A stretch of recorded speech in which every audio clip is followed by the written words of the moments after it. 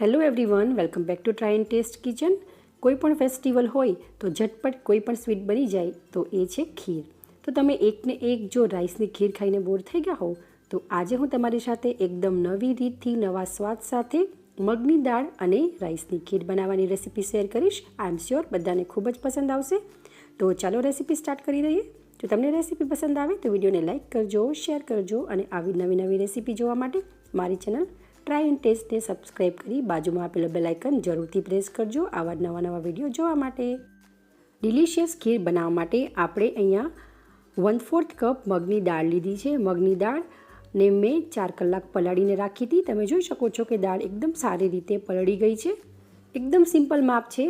આપણે 1/4 કપ મગની દાળ લીધી છે તો એનાથી અડધા આપણે રાઈસ લેવાના છે.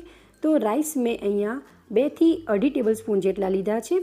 રાઈસને પણ આપણે 4 કલાક સુધી પલાળીને રાખ્યા હતા. તો છે ને એકદમ સિમ્પલ માપ, જેટલી મગની દાળ એનાથી અડધા રાઈસ લેવાના છે.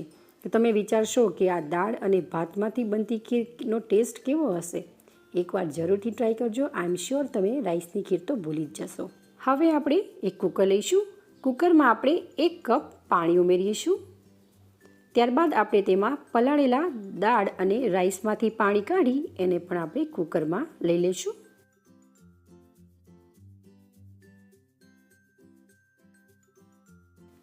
ત્યારબાદ આપણે 1 કપ દૂધ ઉમેરીશું. તો 1 કપ પાણી અને 1 કપ આપણે દૂધ ઉમેરવાનું છે. દૂધ અને પાણીને સ્પૂન વડે એકદમ સારી રીતે મિક્સ કરી લઈશું. કુકરનું ઢાંકણ બંધ કરશું અને મીડિયમ ફ્લેમ ઉપર આપણે 4 થી 5 વિસલ કરી લઈશું. ત્યારબાદ આપણે લો ફ્લેમ ઉપર 2 મિનિટ સુધી વધારે કૂક કરશું. તો 4 થી 5 વિસલ થઈ ગઈ છે. કુકરનું પ્રેશર પણ રિલીઝ થઈ ગયું છે. હવે આપણે ખોલીને ચેક કરી લઈશું. તો તમે જોઈ શકો છો કે એકદમ સરસ આપણી દાળ બફાઈ ગઈ છે. એકદમ સરસ દાણા બધા કૂક થઈ ગયા છે. હું તમને નજીકથી પણ બતાવી દઉં. એક દાળ હાથમાં લઈ આ રીતે મેશ કરીએ તો આસાનીથી મેશ થઈ જાય છે. એનો મતલબ કે દાળ અને રાઈસ એકદમ પરફેક્ટ કૂક થઈ ગયા છે. હવે આપણે આ રીતેનું પાવભાજી મેશર આવે એ લઈશું અને એનેથી આપણે આ રીતે દાળ અને રાઈસને મેશ કરી લેવાના છે. જો તમારે એકદમ ફાઇન કન્સિસ્ટન્સી જોઈતી હોય તો તમે બ્લેન્ડરનો યુઝ પણ કરી શકો છો. પણ મારે થોડા આખા દાણા રાખવા છે એટલે હું આ રીતે મેશ કરું છું.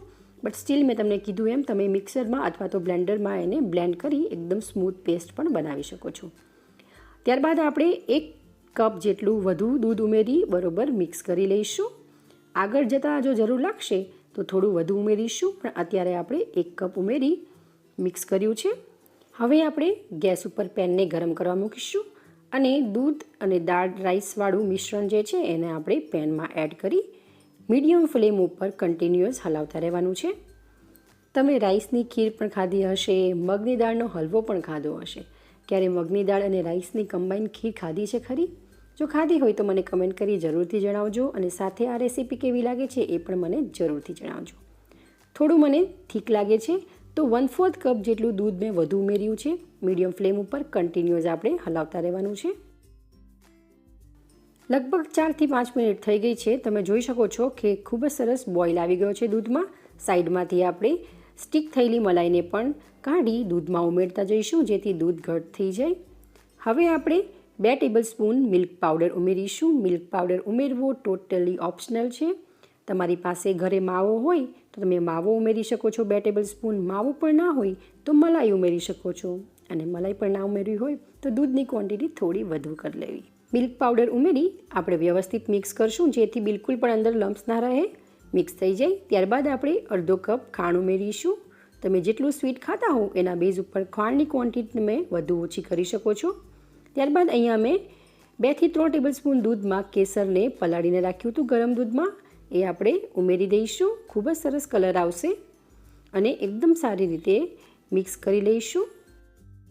આ ખીરનો ટેસ્ટ એકદમ ડિલિશિયસ લાગે છે અને તમારે જે પ્રમાણેનું ટેક્સચર રાખવું એ પ્રમાણે રાખી શકો છો. રબડી જેવી તમે ઘાટી પણ કરી શકો છો અને ખીર જેવી પતલી પણ કરી શકો છો. ત્યારબાદ હવે આ સ્ટેજ ઉપર આપણે કાજુ બદામને કટ કર્યા છે એ ઉમેરીશું. તમારી પાસે જે પણ ડ્રાયફ્રૂટ્સ અવેલેબલ હોય તમે એને યુઝ કરી શકો છો. ત્યારબાદ હવે આપણે 2 થી 3 મિનિટ સુધી બોઇલ થવા દઈશું. તો 2 થી 3 મિનિટ બાદ તમે જોઈ શકો છો કે આપણી જે ખીર છે એકદમ સારી રીતે બોઇલ થઈ ગઈ છે અને થીક થઈ ગઈ છે. હવે આપણે ફ્લેવર માટે ઇલાયચી એડ કરીશું. તો અહીંયા મેં એક ઇલાયચીને આ રીતે ખોલી અને આખી જ એડ કરી છે. તમારે એલચીનો પાવડર એડ કરવો હોય તો પણ કરી શકાય, અને જો તમારે એના સિવાય જાયફળને ગ્રેટ કરીને એડ કરવું હોય તો પણ થોડું કરી શકાય. હવે મેં ગેસની ફ્લેમને બંધ કરી દીધી છે. ખીરને આપણે બાઉલમાં ટ્રાન્સફર કરી રૂમ ટેમ્પરેચર ઉપર આવવા દઈશું. ત્યારબાદ આપણે એને ઠંડી થવા માટે ફ્રીઝમાં મૂકી દઈશું. 2 થી 3 કલાક ફ્રીઝમાં ઠંડી કર્યા બાદ તમે જોઈ શકો છો એકદમ પરફેક્ટ ટેક્સચર અને કલર. આપણે કેસર ઉમેર્યું છે તો એકદમ સરસ કલર આવ્યો છે. હવે આપણે સર્વિંગ બાઉલમાં સર્વ કરી લઈશું. ઉપરથી બદામ, કાજુ અને પિસ્તાની કતરણથી ગાર્નિશ કરી લઈશું. તમે પણ એકવાર આ રીતે મગની દાળની અને રાઈસની ખીર ઘરે જરૂરથી ટ્રાય કરજો, અને કેવી બને છે તમારા ફીડબેક મને કમેન્ટ કરી જરૂરથી જણાવજો. જો તમને આ રેસીપી પસંદ આવી હોય તો વિડીયોને લાઇક કરજો, શેર કરજો અને મારી ચેનલને સબસ્ક્રાઈબ કરવાનું ભૂલશો નહીં. તો ચલો ફરી મળીશું એક આવી નવી રેસીપી સાથે. Thank you for watching.